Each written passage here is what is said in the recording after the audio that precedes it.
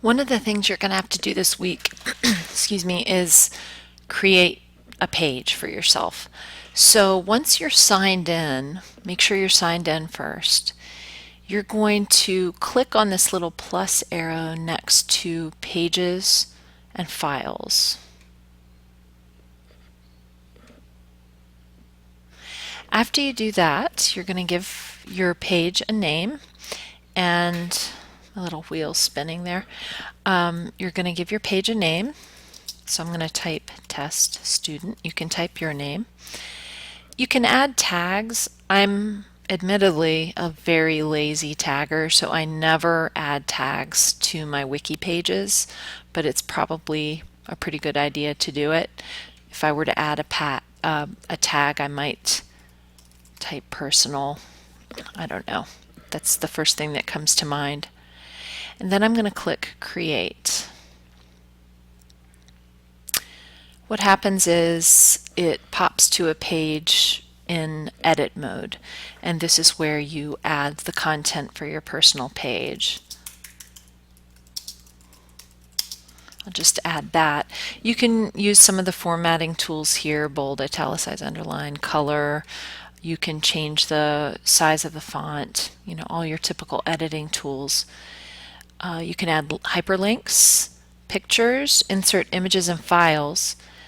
The widget feature, some of you might want to play with that. That's how I added the VoiceThread widget and the Digo widget to the home page of our wiki by some of these tools. Web 2.0 tools allow you to grab HTML code, and if you want to insert or bring in the Web 2.0 tool, you grab that HTML code, go to widget, click on other HTML, and paste that code in this box. And then you can click save and add your widget. You might also want to experiment with some of these tools, widget tools on the left. You can insert a table, and it looks like there's a comment feature, although I haven't used that. That looks new to me. Once you're done editing your page, you click save. Okay, and your page has been created. So what I'm going to do as pages are created is I'm going to add a link to all the class members' pages on the navigation bar. Navigation bar is like a little widget itself. You click edit navigation, and what I'm going to do is I'm going to go ahead and add links on the left side. Same way you add links to anything, you just highlight it, click link, and you don't have to do this part, but I am just showing you so you understand how it works. And then it's kind of intuitive. It knows that my hyperlink is probably connected to this page.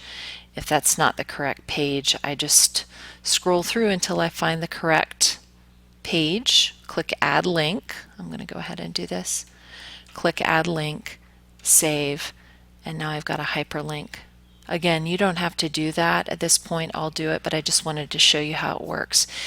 So let's say you set up your page on Monday, but you don't want to add any content because you haven't thought about the assignment yet.